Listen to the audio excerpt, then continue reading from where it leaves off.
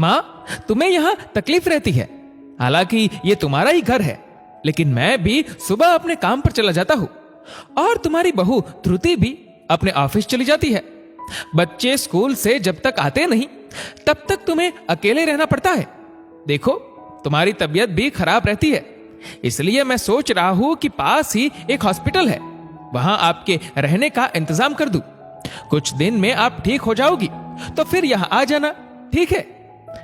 विमला देवी ने बेटे देवेश की बातों को सुनकर चुपचाप जमीन की तरफ देखते हुए धीरे से हामी भर के सर हिलाया।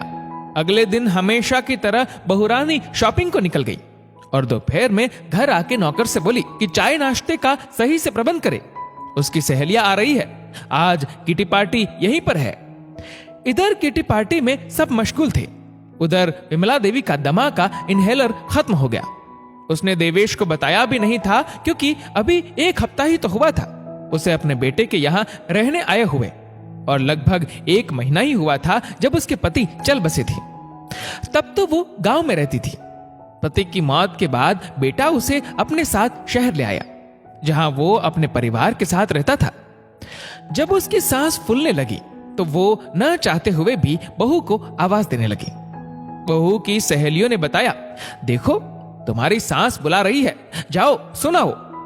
ध्रुति चेहरे पर झूठी मुस्कान लाकर उठी और सांस के कमरे में घुसते ही गुस्से से बोली, देखो आपको शहर के बारे में कुछ मालूम नहीं है, यहां ऐसे नहीं बुलाया जाता। विमला देवी खांसे जा रही थी, उसकी सांस फूल रही थी, लेकिन ध्रुति बोलती रही कि अब मुझे न बुलाना, जो चाहिए नौकर से मंगा लेना। यह कहकर वो मुड़ी और दरवाजा पटक कर वापस सहेलियों के साथ गपशप में मगन हो गई। विमला देवी की हालत बहुत गंभीर हो रही थी। अचानक उसे कुछ याद आया। उसने अपने बक्से को खोला, उसमें एक पुराना पर्स था। उसे जल्दी से खोला। पर्स में एक पुराना आधा उपयोग किया हुआ इनहेलर था। उसने जल्दी से इनहेल किया। अब उसकी तबीयत संभलने लगी, पर उसकी आंखों से आंसू ही आंसू गिर रहे थे। अपने बेटे और बहू की निष्ठुरता पर नहीं, बल्कि अपने पति को याद करके। ये वही पर्स था जिसे उसके पति ने पिछले साल ही उसे उपहार दिया था।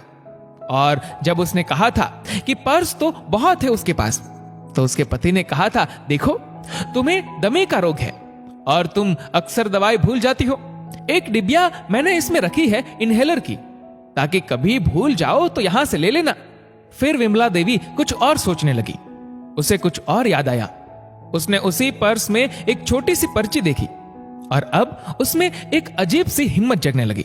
विमला देवी ने दराज से कलम निकाला, एक पेपर जो अलमारी में रखा था, उस पर कुछ लिखा और अपनी छड़ी के सहारे धीरे धीरे कमरे से बाहर निकली और फिर घर से भी बाहर आ गई। शाम को घर में कोहराम मचा हुआ था। देवेश ध्रुति दोनों लड़ रहे थे और कारण सिर्फ यह नहीं था कि विमला देवी घर पर नहीं थी। ध्रुति ने कहा, अच्छा हुआ तुम्हारी मां चली गई। मुझे तो 1 हफ्ते से ऐसा लग रहा था जैसे मैं किसी जेल में रह रही थी। देवेश ने कहा, अरे यार, उनके साइन लेने थे मुझे घर के प्रॉपर्टी पेपर्स पर, बस इसीलिए कह रहा था मैं कि कुछ दिन जेल लो। मैंने तो उन्हें वृद्धाश्रम में रखने की बात उन्हें हॉस्पिटल का बहाना देकर कर ही ली थी, पता नहीं कहां चली गई। तभी देवेश के फोन पर एक कॉल आती है। देवेश ने कहा, हां बताइए। सामने वाला व्यक्ति बोलता है, सर हम वृद्धाश्रम से बोल रहे हैं। देवेश ने कहा, पर आपको मेरा नंबर कहां से मिला? वैसे मैं आपसे मिलने आने ही वाला था। नहीं सर, आप जिन्हें यहां पहुंचाना चाहते थे वो यहां आ गई है और उन्होंने ये कहा है कि आप जिस कागज को लेने यहां आएंगे वो वहीं उनके कमरे की दराज में है, उस पर साइन कर दिए गए हैं। ये कहकर व्यक्ति ने फोन काट दिया। फोन रखकर वृद्धाश्रम के प्रबंधक ने विमला देवी की तरफ बहुत सम्मान से देखा। विमला देवी चुपचाप अपने नए कमरे की ओर बढ़ी और वहां जाकर पलंग पर बैठ गई। उन्होंने फिर से वो पर्स निकाला और उसमें से वो पर्ची जिसे उनके पति ने ये कह के उन्हें पढ़ने नहीं दिया था कि ये तभी पढ़ना जब मैं न रहूं। तब विमला देवी ने लड़ते हुए कहा था, तब तो मैं इस कागज को फाड़ ही देती हूं, लेकिन उसके पति ने उसे ऐसा नहीं करने दिया था। आज वही कागज उसने पढ़ा जब उसकी खुद की जान पर बनाई थी और उसे ये लग रहा था कि आगे की जिंदगी उसकी कैसे कटेगी।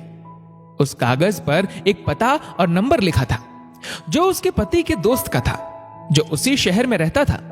और नीचे लिखा था, विमला, खुद को कभी अकेला मत समझना। मैं रहूं न रहूं, लेकिन तुम्हें किसी का भी मोहताज नहीं होना पड़ेगा। इस नंबर पर बात कर लेना। मैंने इनके पास बैंक में तुम्हारे लिए पर्याप्त पैसे जमा कर दिए हैं। तुम जहां भी होगी ये सज्जन तुम्हारी मदद करेंगे।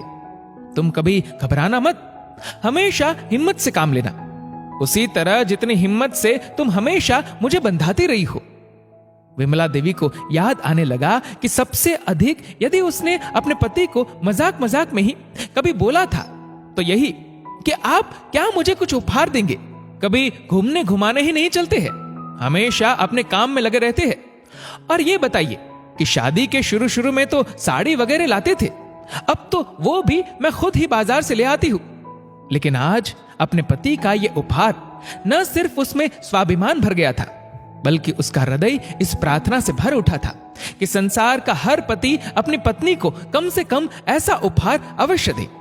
दोस्तों, इस वीडियो को लेकर आपकी क्या राय है, नीचे कमेंट करके जरूर बताएगा। और अगर आपको ये वीडियो अच्छा लगा हो तो इस वीडियो को लाइक करेगा, शेयर करेगा ज्यादा से ज्यादा लोगों तक। और ऐसे ही और भी इंस्पिरेशनल वीडियोस के लिए सब्सक्राइब करें हमारे यूट्यूब चैनल को और फेसबुक पर फॉलो करें हमारे पेज को। धन्यवाद।